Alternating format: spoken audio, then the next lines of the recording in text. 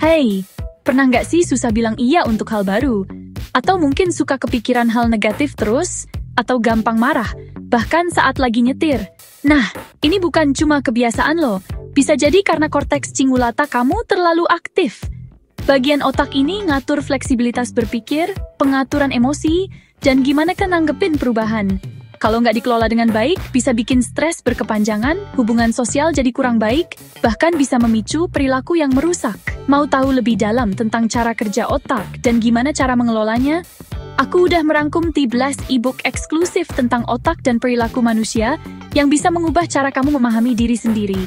Jangan lupa subscribe, aktifkan lonceng notifikasi, dan share video ini biar makin banyak yang paham pentingnya kesehatan otak.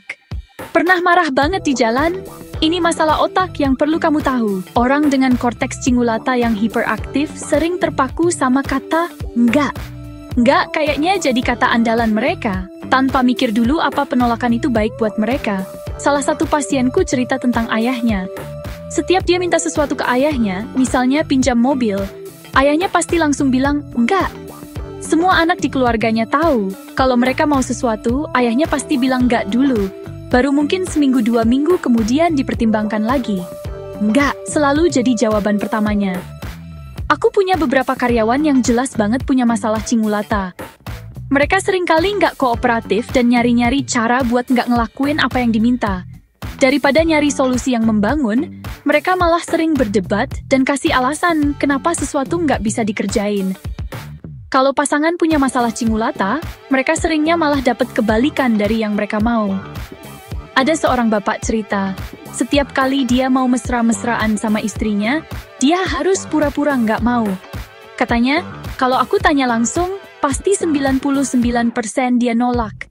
Kalau aku kunci pintu kamar malam-malam, tanda dia mau mesraan, dia langsung tegang dan bilang nggak minat. Kalau aku pura-pura nggak tertarik dan cuma mijitin punggungnya lama-lama, baru deh mungkin ada kesempatan. Usaha dan rencananya ribet banget, kadang nggak sebanding. Penolakan otomatis bikin beban berat buat berbagai jenis hubungan.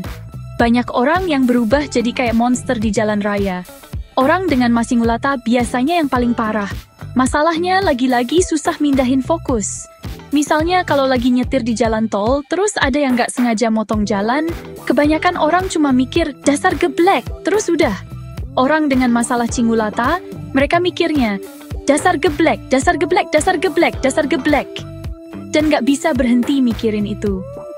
Aku kenal banyak orang dengan masalah cingulata yang lampiasin rasa frustrasinya dengan cara-cara gila di jalan, kayak ngomong kasar, nunjukin jari tengah, ngejar, atau gangguin pengendara lain. Aku punya satu pasien, orangnya pintar dan sukses, yang pernah beberapa kali ngejar pengendara yang motong jalannya, dan 2 kali keluar dari mobil buat mecahin kaca mobil mereka pakai tongkat baseball yang dia simpen di mobilnya. Setelah kejadian kedua, dia datang ketemu aku. Dia bilang, kalau saya nggak berobat, saya yakin bakal masuk penjara.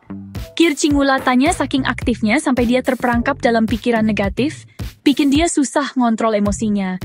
Memahami otakmu adalah langkah pertama untuk mengelolanya.